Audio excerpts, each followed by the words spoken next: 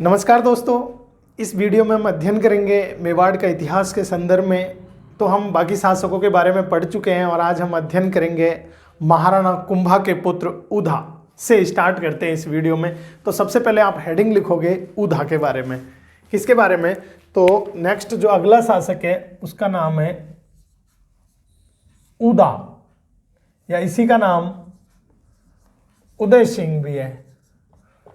इसने शासन कब से कब तक किया?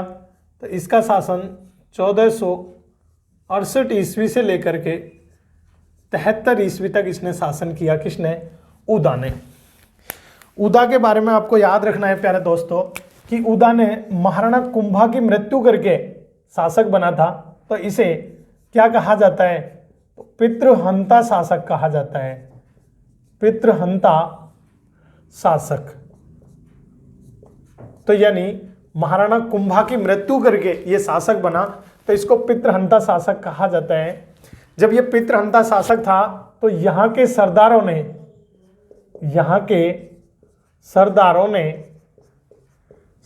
ने इसे अस्वीकार कर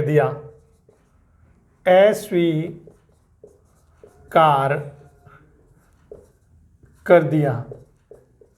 इसको अस्वीकार कर दिया गया, यानी इसके साम्राज्य को, इसके राज्य को स्वीकार नहीं किया। यहाँ के जो ठिकानेदार थे, जो सामंत थे, जो सरदार थे, उन्होंने सभी ने इसको अस्वीकार कर दिया। और रावचूड़ा के पुत्र थे कांधल देव। उन कांधल देव के नेतृत्व में, अध्यक्षता में एक संगठन बनाया और एक कमेटी गठित की गई। तो किसके नेतृत्व में? तो ये आपको याद रखना है, रावचूड़ा के पुत्र। किसके पुत्र? रावचूड़ा के पुत्र। और रावचूड़ा के पुत्र का नाम क्या था? तो कांधल देव। तो कांधल देव के नेतृत्व में की अध्यक्षता में, किसमें? तो अध्यक्षता। तो की अध्यक्षता में यह निर्णय लिया गया। और निर्णय क्या लिया? तो इसका निर्णय लिया कि जो महाराणा उधा के जो छोटे भाई थे, और महाराणा उधा के छोटे भाई रायमल को शासक बनाने का निर्णय लिया। तो किसके नेतृत्व में? कांधल देव की अध्यक्षता में निर्णय लिया कि उधा के छोटे भाई, क्या नाम था? रायमल। तो रायमल को शासक बनाने का निर्णय लिया। क्या लिया? कि रायमल ये किसका था? तो ये उदा का छोटा भाई था। तो रायमल को शासक बनाने का निर्णय लिया। क्या बनाने का? तो शासक बनाने का निर्णय लिया। तो इसको शासक बनाने का निर्णय लिया। जब ये रायमल था, ये रायमल गुजरात रहता था। कहाँ पर? तो ये गुजरात रहता था। और गुजरात में कहाँ पर? ईडर। यहाँ गुजरात ईडर में इसकी ससुराल थी। तो ये ससुराल में रह रहा था। कहाँ पर? ईडर में ससुराल में रह रहा था। तो यहाँ से गुजरात से रायमल को वापस मेवाड़ बुलवाया। और जब मेवाड़ इसको सेना के साथ में बुलवाया तो जावर नामक स्थान पर उदयपुर में रायमल की सेना और उदा की सेना के बीच में, दोनों भाइयों के बीच में युद्ध हुआ। तो यानी दो युद्ध हुए। कहाँ कहाँ पर हुए थे? तो एक तो जो युद्ध हुआ था वो तो जावर में हुआ था।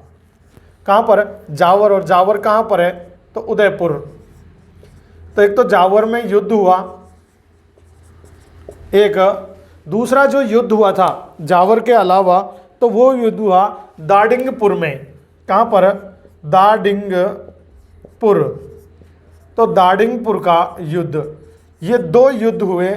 किस किस के बीच में हुए दोनों युद्ध? तो प्यारे दोस्तों, ये दोनों युद्ध किसके बीच में? एक तो रायमल वर्सेज कौन था? तो वर्सेज उदा।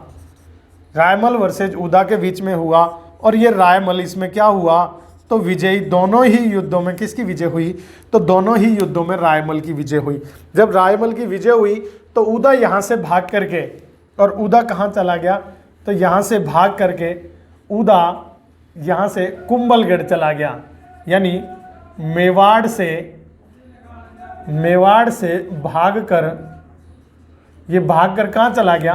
तो मेवाड़ से भागकर कुंभलगढ़ चला गया। कहाँ पर? कुंभलगढ़। और कुछ समय कुंभलगढ़ रहा, फिर कुंभलगढ़ से भाग करके ये सोजत चला गया। कहाँ पर? सोजत। और सोजत स्थान कहाँ है? पाली में। यहाँ पे उदा की क्या थी? तो उदा की ससुराल थी, तो ये अपनी ससुराल में चला गया।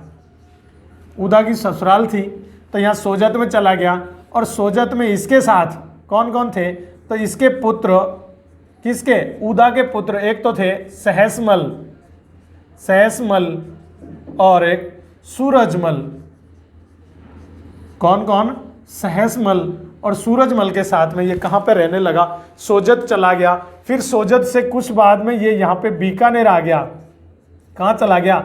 बीकानेर चला गया। बीकानेर रहा और बीकानेर के बाद में ये मांडू चला गया। कहाँ पर? तो मांडू चला गया, जहाँ पर गयासुद्दीन यहाँ का शासक था और गयासुद्दीन के यहाँ पे इसने शरण ली। कहाँ पर? तो ये गयासुद्दीन, गयासुद्दीन, तो गयासुद्दीन के यहाँ शरण ली और यहाँ पे मांडू में ही बिजली गिरने से इसकी मृत्यु हो गई। क्या गिरने से?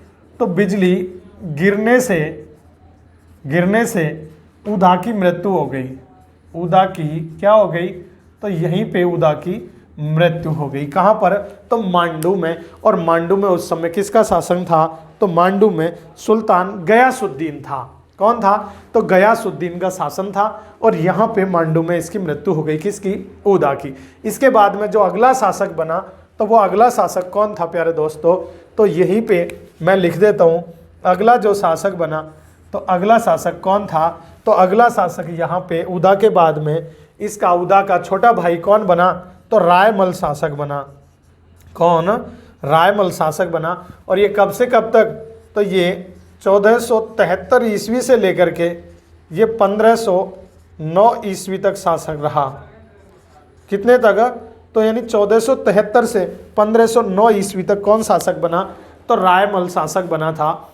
रायमल ने शासक बनते ही इसने क्या किया कि एक तो एकलिंगजी मंदिर का पुनः निर्माण करवाया। तो किसका? तो एकलिंगजी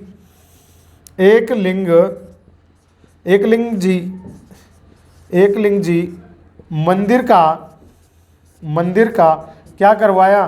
तो एकलिंगजी मंदिर का पुनः निर्माण करवाया। तो एकलिंगजी मंदिर का पुनः निर्माण करवाया। इसके अलावा इसने राम शंकर, कौन सा शंकर? राम शंकर व समया शंकर, राम शंकर और समया शंकर तालाब बनवाए। क्या बनवाए? तालाब बनवाए। इसके बाद में रायमल की जो विशेषता है कि रायमल के 11 रानियां थी। कितनी रानियां थी? 11 रानियां, 13 पुत्र और 2 पुत्रियां थी इसकी। तो कितनी? देखो कितना कमाल का था बेटा के। कितनी थी? तो इसके 11 तो रानियां थी, 11 रानियां, ठीक है। इसके अलावा 13 पुत्र थे और 2 पुत्री थी। किसके? रायमल के 11 रानियां, 13 पुत्र और 2 पुत्री थी। किसके? रायमल के। जो इसके प्रमुख पुत्र थे, प्रमुख पुत्र जिनके बीच में उत्तराधिकार संघर्ष हुआ, तो कौन कौन थे? तो एक तो था पृथ्वीराज। कौन कौन थे?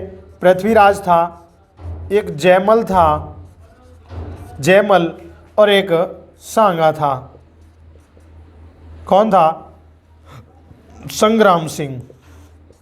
कौन था? संग्राम सिंह। इसके अलावा एक ऊता था, ऊता, और एक राय सिंह। ये इसके प्रमुख पुत्र थे। किसके? तो ये रायमल के। इन तीनों में पृथ्वीराज और जयमल और संग्राम सिंह में तीनों ने क्या किया कि तीनों ने एक अपनी जन्म कुंडली एक ज्योतिषी को दिखवाई। किसने?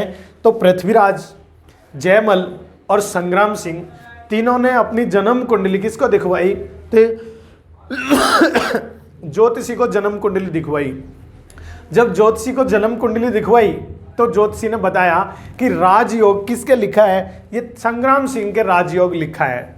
जब ऐसा ज्योतिषी ने कहा तो पृथ्वीराज ने एक तलवार का वार किया संग्राम सिंह पे और संग्राम सिंह की एक आंख फोड़ दी। किसने? पृथ्वीराज ने।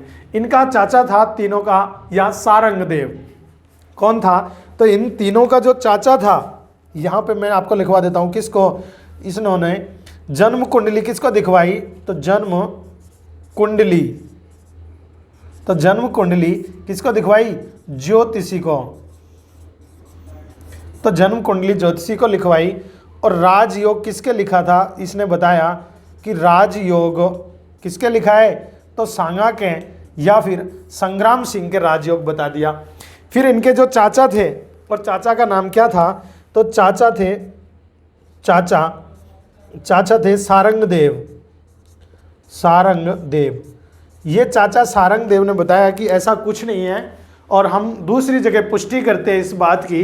तो वो भीमलपुर एक गांव में, भीमलपुर गांव की एक चारनी थी, वहां पे ले गया इनको तीनों को। कौन? चाचा सारंगदेव। तो चाचा सारंगदेव कहाँ ले गया? तो मैं रायमल ये यहीं से ऐसे बता देता हूँ। कौन था? तो चाचा कौन? सारंगदेव। तो चाचा सारंगदेव इनको कहाँ ले गया? तो इनको ले गया भीमलपुर, और भीमलपुर की चारनी के पास ले गया। किसके पास? चारनी। तो भीमलपुर की जो चारनी थी इसके पास तीनों को ले गया। किसको? पृथ्वीराज, जयमल और संग्राम सिंह को। भीमलपुर की चारनी ने में भी बता दिया कि राजयोग किसके लिखा है? संग्राम सिंह के लिखा है। फिर जब दो बार ये पुष्टि हो गई कि राजयोग संग्राम सिंह के लिखा है और जयमल और पृथ्वीराज दोनों किसी के हाथों मारे जाएंगे, ऐसे किसने बता दिया? ये भीमलपुर की चारनी ने बता दिया। इसको देवी का अवतार भी मानते हैं। किसका अवतार? तो इसे देवी का अवतार मानते थे। देवी का अवतार मानते। इसने क्या बताया कि राजयोग किसके लिखा है? संग्राम सिंह के राजयोग लिखा है। बाकी पृथ्वीराज और जयमल दोनों किसी के हाथों मारे जाएंगे लड़ते हुए।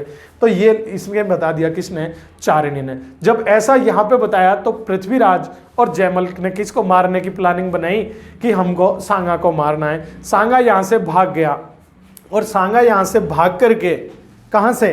तो मेवाड़ से यहाँ से भागा, और सांगा ने भाग करके वो कहाँ चला गया? तो संवंतरी गांव में चला गया। कहाँ पे? तो ये कहाँ से, यहाँ लिख देता हूँ मैं। सांगा भाग कर कहाँ चला गया? संवंतरी गांव चला गया। और ये संवंतरी गांव यहाँ पे था। किसके पास शरण ली? तो इसके पास बीदा के पास शरण ले ली। किसके पास? बीदा के पास ये शरण ली। जब बीदा के पास इसने शरण ली तो यहाँ से भी बीदा ने सांगा को भगा दिया, और उसने यहाँ से भगा दिया। और ये जो छोटा भाई जयमल, तो जयमल ने ये बीदा जयमल से लड़ता हुआ मारा गया। तो कौन? बीदा। ये किससे? तो ये जयमल ने आक्रमण कर दिया। किस पर? तो जयमल ने बीदा पर आक्रमण किया और बीदा मारा गया। और ये यहाँ से यानी मारवाड़ की तरफ चला गया। कौन? ये सांगा। बाद में सांगा यहाँ से, सांगा को इस चाचा सारंगदेव ने सांगा को कहाँ पे शरण दी? तो एक गांव है जिसका नाम है श्रीनगर, और श्रीनगर गांव कहाँ है? अजमेर में। तो श्रीनगर गांव अजमेर में, यहाँ पे कपूर चंद के पास। किसके पास? तो यहाँ पे कर्पूर चंद के पास। कर्पूर चंद। तो कर्पूर चंद के पास किसको शरण दी? तो कर्पूर चंद के पास सांगा को शरण दी गई। किसके द्वारा? तो ये करमचंद था, करमचंद। कौन था? तो करमचंद पंवार के पास। तो करमचंद पंवार। तो करमचंद पंवार ने किसको शरण दी? तो इस करमचंद पंवार ने सांगा को शरण दी। किसको? सांगा को शरण दी। तो इसने सांगा को शरण दी। फिर जब ये सांगा किसके पास रहने लगा, अजमेर में आकर करमचंद पंवार के पास रहने लगा। जब करमचंद पंवार को बाद में पता चला कि ये तो मेवाड़ का उत्तराधिकारी है और मेवाड़ का राजकुमार है, तो इसने करमचंद पंवार ने अपनी पुत्री का विवाह किसके साथ कर दिया, तो सांगा के साथ कर दिया है। किसके साथ, तो ये लिख रहा सांगा, और सांगा के साथ करमचंद ने किसकी, तो पुत्री का विवाह कर दिया। किसका, पुत्री का विवाह कर दिया। जब पुत्री का विवाह कर दिया और जब ये बाद में सांगा शासक बना, क्या बना, तो बाद में जब सांगा शासक बना, तो शासक बनने पर, जब शासक बना तो इसने करमचंद का यानी ये जो एहसान था उसको चुकाने के लिए इसको क्या है कि जागीरदार बना दिया और इसको रावत की उपाधि दी। तो क्या दी, तो रावत की उपाधि दी और इसको जागीर भेंट की। तो याद रखना है, इसको जागीर भेंट की, जागीर भेंट की और रावत की उपाधि दी, रावत की उपाधि दी। तो रावत की उपाधि दी और इसको जागीर भेंट की, किसको, करमचंद को। इधर क्या होता है कि ये जो था क्या बोलते हैं, जगमाल, जगमाल जो शासक था, तो जगमाल ने क्या किया, किसने, जगमाल, सॉरी जगमाल नहीं है, जयमल, क्या है, जयमल। तो जयमल ने क्या किया कि जयमल ने यहाँ पे एक टोडा है जो टोंक में जो रियासत पड़ती थी टोडा, और टोडा का जागीरदार था उस समय राव सुल्तान सोलंकी था। तो उस सोलंकी ने क्या किया, ये जयमल के बारे में, जयमल की मृत्यु का कारण मैं बता रहा हूँ, जयमल की मृत्यु कैसे हुई। तो जयमल की मृत्यु कैसे हुई, तो यहाँ पे एक टोडा जागीर है, कौन सी, टोडा, और ये कहाँ पे पड़ती है, टोंक में पड़ती है। तो यहाँ पे, और यहाँ का जो शासक था, तो यहाँ का शासक कौन था, उसका नाम था सुल्तान, राव सुल्तान सोलंकी, राव सुल्तान सोलंकी। ये राव सुल्तान यहाँ का शासक था, किसका, टोडा का। फिर क्या हुआ कि टोडे पर, इस टोडे पर अधिकार कर लिया किसने, लल्लू खां ने, लल्ला खां, लल्ला खां ने टोडे पर आक्रमण कर दिया, या मैं कहूँ टोडा पर क्या कर लिया, अधिकार कर लिया। यानी टोडा था, टोंक में पड़ता है टोडा, उस पर राव सुल्तान सोलंकी का शासक था, लेकिन वहाँ पे लल्ला खां ने उस पर आक्रमण किया और टोडे को जीत लिया। तो यहाँ का क्या बन गया, तो ये टोडा का लल्ला खां बन गया। इधर ये राव सुल्तान यहाँ से जाकर के किसके पास, तो ये शरण में चला गया, किसके में, रायमल की शरण में पहुँच गया। कौन, राव सुल्तान सोलंकी। और ये कहाँ चला गया, तो रायमल की शरण में चला गया, किसकी में, रायमल की शरण में चला गया। जब रायमल की शरण में चला गया तो रायमल ने इसको क्या दी, तो रायमल ने इसको यानी बदनौर की जागीर दे दी। तो कहाँ की, बदनौर, बदनौर की जागीर दे दी गई। तो बदनौर की जागीर किसको दी, तो बदनौर की जागीर ये राव सुल्तान सोलंकी को किसने दी, रायमल ने दे दी। इधर क्या हुआ कि इस राव सुल्तान सोलंकी की पुत्री थी और वो बहुत सुंदर थी, और पुत्री का नाम क्या था, तो उसका नाम था ताराबाई। क्या नाम था, इस पुत्री का नाम ताराबाई था। इधर क्या हुआ कि इस जगमाल को पता चला कि ताराबाई बड़ी सुंदर है, ताराबाई की सुंदरता का पता चला। तो जब ताराबाई की सुंदरता का पता चला तो इसने, किसने, जयमल ने, और जयमल ने राव सुल्तान सोलंकी के पास गया और उसको बोला कि मैंने सुना है कि आपकी पुत्री बहुत सुंदर है, तो अगर आप उसको मेरे को दिखाएं तो मैं उससे शादी कर सकता हूँ। इधर राव सुल्तान सोलंकी ने कह दिया उसको कि राजपूतों में शादी से पहले दुल्हन को दिखाया नहीं जाता है, लड़की को दिखाते नहीं है वधू वर को, तो अगर आपको शादी करनी है तो आप कर सकते हो, मैं तैयार हूँ, लेकिन दिखाऊंगा नहीं। इधर जयमल जो था ये हट पकड़ गया कि बस मैं तो पहले देखूंगा, मैं चाहूंगा वह होगा। तो इसने किस पर, इस पर बदनौर पर आक्रमण कर दिया। तो बदनौर पर आक्रमण किसने किया, तो आपको याद रखना है, बदनौर पर आक्रमण किसने किया, तो ये जयमल ने यहाँ पे आक्रमण कर दिया। किसने? जयमल। जयमल ने आक्रमण कर दिया। और जब जयमल ने बदनौर पर आक्रमण किया तो क्या हुआ कि जयमल ने बदनौर पर आक्रमण किया, और जब ये था राव सुल्तान को पता था कि हम किसका नमक खाते हैं? रायमल का नमक खाते हैं, और रायमल का पुत्र कौन है? जयमल है। तो ये राव सुल्तान यहाँ से बदनौर को छोड़ करके भाग गया, बदनौर को छोड़ करके चला गया। जब बदनौर को छोड़ करके चला गया तो बाद में क्या हुआ? ये आगे सुल्तान नामक जगह पे पहुंच गया। कौन? राव सुल्तान कहाँ चला गया? अपनी पुत्री को लेकर के सुल्तान नामक जगह पर चला गया। किस पर? सुल्तान। और सुल्तान में चला गया। यहाँ पर ये ताराबाई का मामा रहता था। कहाँ पे? ताराबाई का मामा कहाँ रहता था? सुल्तान नामक जगह पे ताराबाई का मामा रहता था, और उसका नाम था रतन सिंह। तो ये रतन सिंह के पास चला गया। कौन? तो ये रायमल इस रतन सिंह के पास चला गया सुल्तान नामक स्थान पर, और यहाँ पर सांखला रतन सिंह और जयमल के बीच में युद्ध हुआ। कौन था? सुल्तान नामक पर। तो सांखला रतन सिंह वर्सेज कौन? जयमल के बीच में युद्ध हुआ। जयमल के बीच में युद्ध हुआ, और जयमल के बीच में युद्ध हुआ। इसमें क्या है कि ये दोनों ही मारे गए, दोनों मारे गए।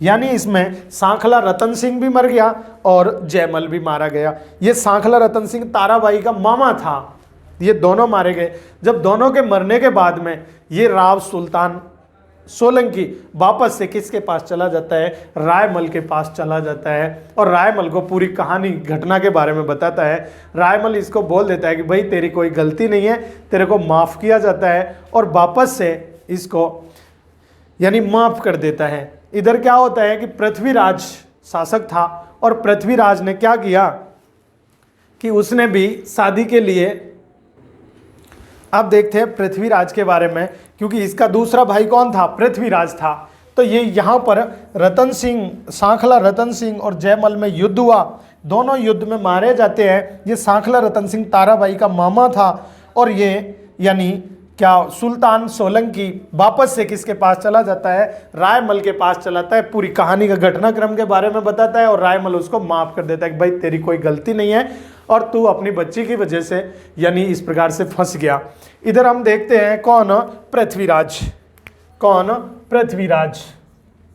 तो ये जो पृथ्वीराज दूसरा जो लड़का था उसका नाम क्या था? तो पृथ्वीराज। इसको अपन उड़ना पृथ्वीराज के नाम से भी जाना जाता है।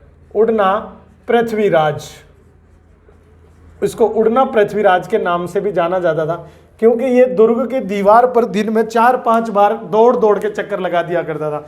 यानी जो चित्तौड़गढ़ किले की जो दीवार थी ना, उस पर 4-5 चक्कर नहीं लगाता तब तक इसको शांति नहीं मिलती थी, इसलिए इसको उड़ना पृथ्वीराज के नाम से जाना जाता है। अब क्या होता है कि इधर ये था सुल्तान, कौन? राव सुल्तान सोलंकी। इस राव सुल्तान सोलंकी ने शर्त रख दी, राव सुल्तान सोलंकी ने शर्त रखी कि मैं मेरी पुत्री ताराबाई का विवाह उसके साथ करूंगा जो मेरे को ये टोड़े की जागीर वापस से दिलाएगा। किसकी? टोड़ा की जागीर जो वापस मेरे को दिलवाएगा जीत करके, उसी के साथ मैं मेरी पुत्री का विवाह करूंगा। तो क्या किया इस पृथ्वीराज ने टोड़े पे आक्रमण किया। कहाँ पे आक्रमण किया? तो पृथ्वीराज ने किस पर? तो टोड़ा पर आक्रमण किया। आक्रमण किया, और यहाँ का शासक कौन था? तो ये लल्ला खां को मार दिया। लल्ला खां मारा गया। इधर क्या है कि इसकी सहायता के लिए, किसकी सहायता के लिए? लल्ला खां की सहायता। तो इसकी सहायता किसने की? तो इसकी सहायता की मल्लू खां ने। कहाँ सा? मल्लू खां और लल्लू खां। तो मल्लू खां और लल्लू खां ने इसकी सहायता की, और ये दोनों कहाँ के? तो ये अजमेर के सूबेदार थे। कहाँ के? अजमेर के सूबेदार थे। जब ये अजमेर के सूबेदार थे, इन्होंने मदद की, इन दोनों को भी मार दिया। किसने? पृथ्वीराज ने। और फिर राव सुल्तान सोलंकी की शर्त के अनुसार किसका विवाह कर दिया? पृथ्वीराज का विवाह किससे कर दिया? ताराबाई के साथ कर दिया। तो ताराबाई का पृथ्वीराज का विवाह किससे हुआ फिर? तो विवाह हुआ ताराबाई के साथ। किसके साथ? ताराबाई के साथ विवाह हुआ। और अजमेर दुर्ग का नाम किसका? अजमेर दुर्ग का नाम, दुर्ग का नाम, तो अजमेर दुर्ग का नाम क्या रख दिया? तारागढ़ रख दिया, तारागढ़ रखा। तो ये किसने रखा था? तो ये पृथ्वीराज के द्वारा रखा गया। बाद में क्या हुआ कि ये जो पृथ्वीराज था और पृथ्वीराज की बहन थी, इसकी बहन थी, और उस बहन का नाम था आनंदाबाई। कौन सी? आनंदाबाई। ये आनंदाबाई, और इसका विवाह किसके साथ हुआ? तो इसका विवाह हुआ था जगमाल के साथ। कौन सा? जगमाल से इसका विवाह हुआ। और जगमाल कहाँ का था? तो जगमाल सिरोही का शासक था। जब जगमाल से पृथ्वीराज की बहन आनंदाबाई का विवाह हुआ तो इधर क्या हुआ कि जगमाल इस आनंदाबाई को परेशान करता था, तंग करता था। तो एक दिन पृथ्वीराज इस जगमाल को समझाने के लिए सिरोही गए। जब वहां पे आनंदाबाई और जगमाल को समझाने के बाद जब वापस कुंभलगढ़ आ रहे थे तो जगमाल ने क्या किया कि इसको 3 गोलियां दे दी कि बहुत अच्छी है, हाजमा सही हो जाएगा। चूरमा बाटी खिलाए थे कि ये तेरा खाना जो पच नहीं रहा है वो पच जाएगा, इनको रास्ते में खा लेना।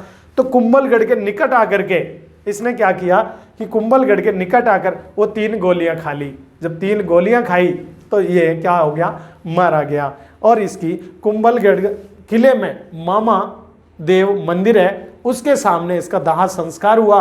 और यहीं पे 12 खंभों की छतरी बनी हुई है इसकी। तो याद रखना है इसका पृथ्वीराज का दाह संस्कार कहाँ पे हुआ? दाह संस्कार। तो दाह संस्कार कहाँ पे हुआ? तो कुंभलगढ़ में। कुंभलगढ़, तो कुंभलगढ़ के किले में हुआ, कुंभलगढ़ दुर्ग में। और किसके सामने? तो मामादेव मंदिर के सामने। मामादेव मंदिर के सामने हुआ, मामादेव मंदिर के सामने। इसके अलावा यहीं पे कुंभलगढ़ में इसकी 12 खंभों की छतरी बनी हुई है। कितने खंभों की? 12 खंभों की छतरी बनी हुई है, छतरी बनी हुई है। तो ये था कहानी कुंभलगढ़ से, इससे रिलेटेड। इसमें रायमल और इसके बाद में रायमल का शासन समाप्त हो गया। मैं उम्मीद करता हूँ